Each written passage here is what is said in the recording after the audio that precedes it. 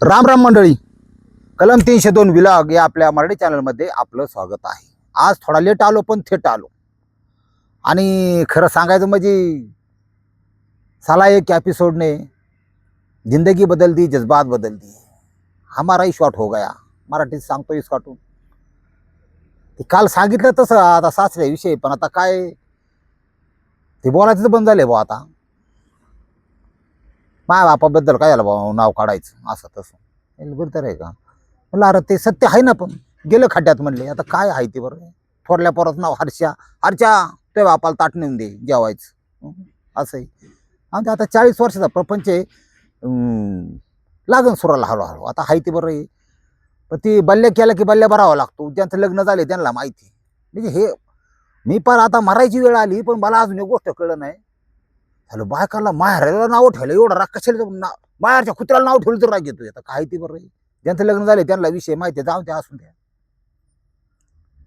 आज एपिसोड सांगायचं कारण स्टोरी तर सांगणारच आहे, पण आज एक 16-17 सीटर कमी आहे, तेवढी आमोशासाठीची बागलामुखी बुकिंग घेते राहिलेलं. आणि माझ्याबरोबर तुम्ही येऊ शकता. अजून एक गोष्ट सांगायची राहिली, ती कामाख्या आल्यापासून अनेकांनी त्यांचं बरोबर आहे समजा, पण फोन करावा. अनेकांनी घरी यायला चालू केलं. असं काय करू नका. मी एक तर बराच अडचणीत आहे सध्या. हा म्हणजे आणि आता नका ते, पण तुम्ही घरी काय येऊ नका एवढं तुम्हाला मी सांगतो. भेटायला येऊ नका, मी येतो भेटायला. आता उद्या माझ्या डोक्यात आहे मांढरदेव काळूबाईला जायचं. बोरमधले आपले सबस्क्रायबर आहेत ना, मला फोन करा, तुमची गाडी घेऊन पुढे जातो. कसं होतं, पावसा पाण्यात दिवस आहेत, जीवाचा हाल नको, पैशाची नासाडी नको. तुम्ही माझ्या पैसे या पैसे मी तुमच्या पैसे येतो, वेळ मिळेल तसा. असंच गोष्ट. पण बागलामुखीसाठी कुठलाही विषय असू द्या, काय असू द्या. आणि ज्यांचं लग्न जमत नाही त्यांनी सुद्धा ते एक विशेष विधी आहे, ते सुद्धा माझ्या डोक्यात करायचं की लग्न जुळण्यासंदर्भात सुद्धा विधी केला जातो आणि तो तिथं करायचा. काय विषय असन बाकी आपण गाडीत बोलूच. आता ही स्टोरी सांगायचं महत्वाचं कारण म्हणजे महाराष्ट्रात म्हणण्यापेक्षा अख्ख्या भारतात खरं सांगतो 3 गोष्टी कधी थांबलेल्या नाहीत. चौथी तर लय महत्वाची, पण 3 गोष्टी महत्वाच्या सांगतो. नंबर 1 प्रेम. ते किती संस्कार करा, काय करा, काही चांगलेच आहेत, पण काही आईबापांनी ज्यांनी जन्म दिला, पोसला, त्यांना न विचारता प्रेम करतात, भले मुलगा असो मुलगी असो, बरं का. आणि ह्या प्रेमाला आईबापाची कधी मान्यता नसते, लक्षात घ्या. 99% पालकांची तर नसतीच. का तर चॉईस काय कुठली कशी असावी याचं नॉलेज आपल्या अपत्याला नसतं. त्यांचं बरोबर आहे. जग दुनिया जगण्यासाठी काय लागतं. नुसतं एकमेकाच्या बोकांडी बसलं म्हणजे संसार होत नाही. किती अडथळे, किती अडचणी, आणि प्रसंगी गळ्यातली मंगळसूत्र घाण ठेवून ती नड वारावं लागते. ही आई बापाला माहिती. त्यांचं कोणी ऐकत नाही. प्रेम काय काय चालू आहे बघा, हे संपणार नाही. प्रेम, लफडी, 3 नंबरला आहे बलात्कार. या 3 गोष्टी सरकार काय करू शकत नाही, समाज म्हणून तुम्ही आम्ही काय करू शकत नाही. ज्याचं हे गेलं ते तुरुंगात बी गेलं, तोंड वासून गेलं, कसं. पण ह्या 3 गोष्टीला लोक अजूनही प्रचंड प्रमाणात बळी पडतात. आणि लाफड्याचं तर फुल पीक आले. पाऊस नाही, एक तर रानात पीक आहे ना, पण लाफड्याचं जी पिके ती फुल आले लाफड्यांचं चालू आहे लोकांचं. चौथी सगळ्यात महत्वाची गोष्ट सांगतो, हे 3 तर चालूच आहेत. भ्रष्टाचार, करप्शन, हे एक भयंकर चालू आहे. ती तुम्हाला सगळी माहितीची. स्टोरी अशी आहे, साधी सिंपल सरळ स्टोरी आहे. फक्त का घडलं, कशामुळे घडलं मी सांगणार नाही, फक्त स्टोरी सांगतो. तुम्ही तितके सुज्ञ आहात की काय करायला पाहिजे, कशामुळे हा विषय घडला. उल्हासनगर नावापेक्षा बदनाम जास्त शहर आहे. आता परिस्थिती बदलली, पण एखाद्या वस्तूचं इलेक्ट्रॉनिक शक्यतो अगदी परफेक्ट डुप्लिकेशन या शहरात पूर्वीपासूनचा इतिहास आहे, आत्ताचा नाही, केलं जातं. आता थोडी परिस्थिती बदलली असेल, पण उल्हासनगरमध्ये घडलेली घटना आणि उल्हासनगर पोलीस स्टेशनच्या अंतर्गतला विषय हा. वडील आहेत, आई वडील दोघं जण. वडील 45 वर्षीय, नाव दत्तात्रय गरड, आई आशा गरड 39 वर्ष वय. गरिबीचा प्रपंच नवरा बायकोनी ठासून केला, व्यवस्थित केला. आणि कोणाची कुस उजवत नाही, यांची उजावली. 2 मुलं झाली, थोरली मुलगी झाली, धाकटा मुलगा झाला. सोन्यासारखा प्रपंच. प्रपंचाला काय असतं नसतं, पण ह्या माता माऊलीनी आणि त्या वडिलांनी एक गोष्टीचा विचार केला, की आपल्याला नको नवा फ्रीज डबल डोअरचा घेता येऊन द्या, आपल्याला नको 40 इंची टीव्ही घेता येऊन द्या, पण मुलांच्या शिक्षणात कमी नाही करायचं, त्यांना शिकवायची. त्यांचं ड्रेस गणवेश आमकं तमकं काय म्हणून लागत नाही. डबा सुद्धा चांगला द्यावा लागतो. ह्या ह्या बारीक सारीक गोष्टी पोरांना माहीत नसतात, तुम्हाला सांगतो. त्याच्यामुळे ते प्रेमाच्या आहारी जातात. प्रेम हिंदी पिक्चर बघून, ते रंगावलेल्या बायान गडी ते बघून ते प्रेम करीत आणि मरणाचा स्वतःच्या आयुष्यात वाटोळ करून घेतात. ह्या मताचा आहे मी. ह्यांनी आता ते डबा सुद्धा चांगला का द्यायचा, त्यात चपाती असावी, भाजी असावी चांगल्या क्वालिटीची. याचं कारण म्हणजे आपल्या मुलीने 4 चौघात डबा खायला जर सगळ्या मैत्रिणी बसल्या तर श्रीमंताचा डबा वारीच येतोय, तुम्हाला माहिती. गोड पदार्थ म्हणून लाडू सुद्धा येतोय, काही येते स्वीट. त्याच्यात आपल्या मुलीला कमी नसावा, तिचा डबा कमी नसावा, बरोबरीचा असावा. कारण त्या लहान वयात ती कल्पना त्या डोक्यात येईल की आपण कुठेतरी कमी ही फार डॅमेज करून जाते ह्याला, मेंदूला. त्याचा अभ्यासावर परिणाम होतो की आपण गरीब आहेत. म्हणून आईवडिलांचा, पालकांचा बऱ्याचसा बाप म्हणे, ए ती रात्री शिळी भाजी ना 11ला जेवतो मी, गरम करून मला दे, चांगलं चुंगलं लिकीला दे, असं एक आई बापाचं मन असतं. ही जी मुलगी आहे अमृता, आता झाली 18 वर्षाची. असून द्या, आता जे पोलीस डायरीमध्ये रेकॉर्ड झालेलं आहे तेवढंच तुम्हाला सांगतो. 18 वर्ष झाली, पण ही ज्यावेळी 14 वर्षाची होती तेव्हापासून त्या अमृताचं प्रेम होतं. आणि ती काय लांब काय गेली नाही, शेजारचा मुलगा आहे, त्या मुलाचं नाव आहे रुपेश. आता ह्या रुपेशवर प्रेम आहे तर 4 वर्ष गुप्त आणि सुप्त प्रेम होतं. 18 वर्षाची झाली, रुपेश 21चा झाला. मग मुलीचं 18 वर्ष पूर्ण झाले. आई वडिलांनी म्हणले आता 18 इथं लग्नाचं वय झालंय, शिकवायची असं तिचा होणारा नवरा शिकवेल बा तिला, आपण मुलीचं 2चं 4 केलं पाहिजे, तिचं लग्न लावून दिलं पाहिजे, तारारेरी केली पाहिजे. योग्य निर्णय. मग पाहुण्या रावळ्यात म्हणले आता काय मुली टपकुनी जातात, चांगल्या घरात जातात ती बी. कमतरता आहे मुलींची अजूनही. तिकडून पाहुण्या रावळ्याला गेले की नवरदेव येऊन बघून गेला, त्यांना बी पटलं आमकं तमकं. जसे पाहुणे निघून गेले, पोरगी थोडी नाराजच, कारण आतून प्रेम होतं ना. मग तिने आईला सांगितलं, वडिलांना सांगितलं, मी रुपेशची लग्न करणार आहे, तुम्ही काय माझं लग्न जमवू नका. आता जात नाही तिला जात म्हणतात, लक्षात जात अजून असं एका पिढीकडून दुसरा पिढीकर आहे अजून जातीवाद आहे. जातीवादामुळं बऱ्याचशा जणांची दुकानं भरली जातात, बरेच जण आमदार खासदार होतात जात बघून. सोपं उदाहरण सांगतो, कुठलाही पक्ष असू द्या, आमदारकीला समजा एखाद्या तालुक्यात 4-5 जण उभी राहतात. ती 4-5 जण त्या तालुक्यात कुठल्या जातीची लोक जास्त आहेत हे पाहून त्यांना तिकीट दिलं जातं. आणि 2 नंबरला पहिल्यांदा तिकीट दिलं जातं, जात पाहून दुसऱ्यांदा तिकीट दिलं जातं. त्याच्याकडे किती पैसा आहे, किती खर्च करायची, किती पार्ट्या, दारू, गाड्या, वाटप, कार्यकर्ते, त्यांना 50-50 हजार वाटायला थोडंसं लय लागलं फ्री. त्याच्यात किती काही कोटी जात्यात. हे सगळं ही आतली दुनिया आहे बरं का, लोकांना कळत नाही. असं तेवढं पाहून ते तिकीट दिलं जातं. आणि जातीला मतदान करते, ही पण खरं आहे. असं जातीला मतदान करते बरं का, असा विषय. ह्या अमृताने आई वडिलांना सांगितलं की मला रुपेशची लग्न करायचे, मला काय तुम्ही नवरदेव बघू नका, मी काय तुम्ही बघितल्या नवरदेव संग लग्न करणार नाही.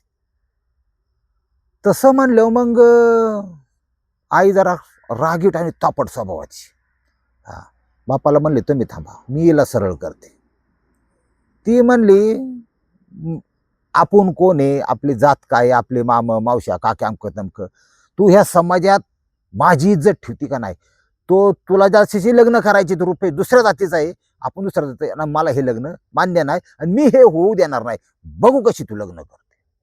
आता हा इथपर्यंतचा जे विषय आहे तो मायलिकी पुरता मारले, 4 भिंतीचे आतलं भांडण ध्यानात ठेवा. पण ह्या अशा गरड तापट स्वभावाच्या आईनी तर पोस्ट नकार दिला. आणि आईचं कसं असतं, हे आशा गरड काय किंवा तुम्ही आम्ही काय, हक्क गाजवते आई. आणि आई आई असते. आईचं म्हणणं काय होतं, मी जन्म दिला, 9 महिने तुला पोटात वाढवलं, तुझं हागणं मुतणं काढलं, तुझं लहानाची मोठी केली, तुला काय हवं नको, तू आजारी होती, तू रात्रात तू यासाठी जागले, तू जाऊ, माझा अधिकार आहे ना, पण तुझं मी वाईट करणार नाही.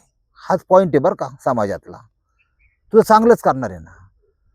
पण ती हे प्रेम लफडन ती हे पण म्हणली, बघ मी तुझ्या म्हणण्यावर सुमार मी समजा जातगडीभर बाजूला राहून दे, रुपेशची लग्न करा. मी आणलेला नवर तो कमावताय, तुला सुखात ठेवीन. आयुष्य प्रपंच एवढा सोप्पा नसतो. काही झालं, ऍडमिट केल्यावर डॉक्टर म्हणला ना, हे असं असं ₹1,00,000 बारा फाटक्यास. ज्याच्याकडे आहेत त्याची गोष्ट वेगळी, ज्याच्याकडे नाहीत त्याला कुणी सुद्धा त्या करोना काळातले लोकांनी अनुभव भयानक भयानक अनुभवल्यात. हा, पैसे कायम बरोबर पाहिजे, ध्यानात ठेवा. ऐन टायमाला कुणी कुणाचं नाही. हा पैशाने केपेबल आहे, हा तुला सुखात ठेवीन. आणि हा जो रुपेश आहे, हा बेकार आहे, याला कामधंदा नाही.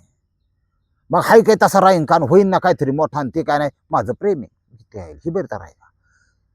हा पिढीचा पण एक गॅप असतो. त्या आशाबाई जगलेला कालखंड वेगळा, आता ही लेटेस्ट पिढी 2000 नंतरची तर फार विचार करीत नाही. असं कायदा नावाची पण एक गोष्ट असते कार्यरत. उदाहरणार्थ 18 वर्षाची पूर्ण मुलगी असेल किंवा नवरदेव 21 वर्षाचा असेल, तर त्यांना पूर्ण अधिकार आहे आपल्या मर्जीने विवाह करण्याचा.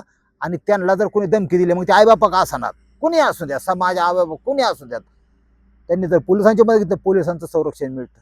पोलीस फोनवरच ठासतात, त्रास होईना, कायदा असा आहे, असा पण विषय असतो कायद्याचा भाग. बरेच दिवस ही लग्नासाठी आई म्हणायची, आईबाप म्हणायची, आम्ही आपल्या जातीचा जो नवरदेव आहे त्याच्याशी लग्न कर, हे नाही दुसरा बघू बा चांगला, पण ते लग्न कर.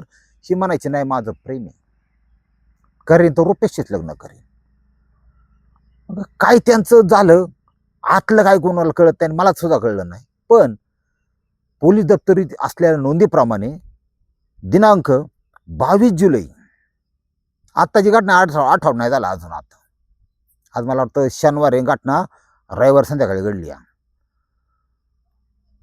22 जुलै रोजी त्या रुपेशनी फोन केला मुलीला, अमृताला, आणि नेहमी त्यात हिंदी पिक्चर स्टाईल त्यांनी सांगितलं, मैं तुझको भूल जाऊ ये हो नाही सकता. हा, तू याशीच लग्न करणार आणि माझ्याशी गाठे, आमकं तमकं माझ्याशी लग्न करावं लागन.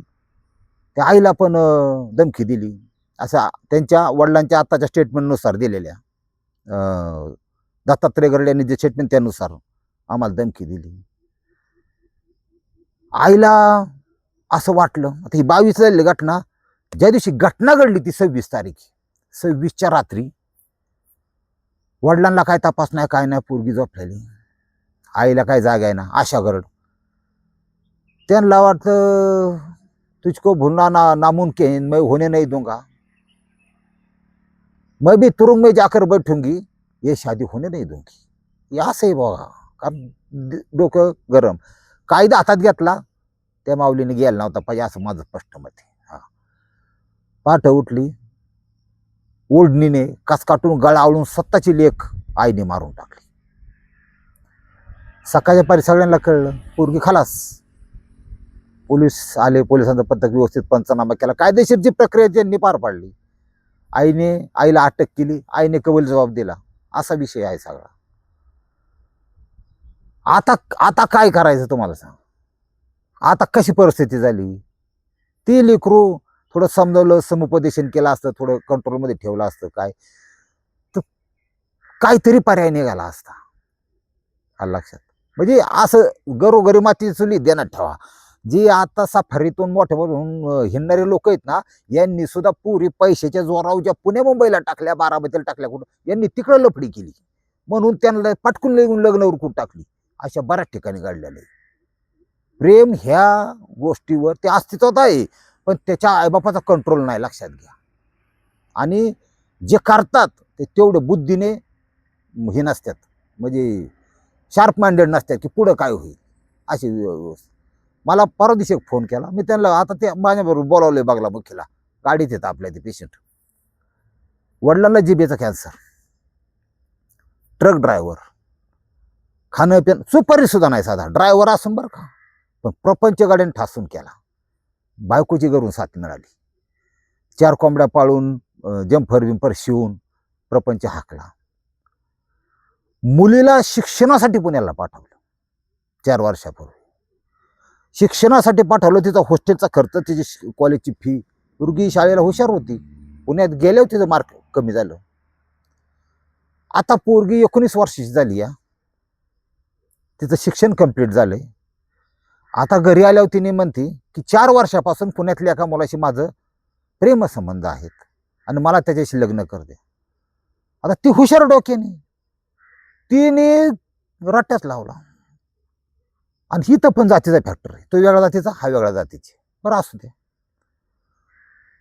तिचं म्हणणं असं आहे की तुम्ही सगळं असं लग्न बिग्न व्यवस्थित करून हे करून द्या. हा, पळून जाऊन काय मी 0 मिनिटात रजिस्टर लग्न करू शकतो आम्ही, तो विषय नाही. तुम्ही म्हणतो व्यवस्थित लग्न लावून द्या. दाबात काय करायचं आता त्या आईबापांनी, असे विषय. पोरगा बघितलं तर ह्यांनी म्हणले द्यायचं का व्हाय ना, पूर्ण बेरोजगार, पण छपरी, असं गाडी आहे मोटरसायकल. काय करायचं भाऊ, अशी दुनिया निघाली आता. आणि अशी केसेस माझ्याकडे आल्यावर माझ्यासोबत मी दुसरी तुटायची होती. आता समजून समुपदेशन समजून सांगण्याचा मी प्रयत्न करणारच. ती काय माझी फॉलोअर्स नाही, वडील फॉलोअर आहे. पण काय करता येईल का, तर काही गोष्टी अशा ओपन सोशल मीडिया सांगता येत नाहीत. म्हणलं चला बागला मग केला, असा पण विषय. त्याच्यामुळं जन्माचा वाली कर्माचा वाली नाही, आपण ध्यानात ठेवा. कायदा तर मोडता येत नाही. ही नवीन पिढी त्यांनी जर ठरवलं की बाबा आमच्या मनात आहे तीच करायचं, आईबापा कायदेशीर काहीच करू शकत नाही. ही वस्तुस्थिती.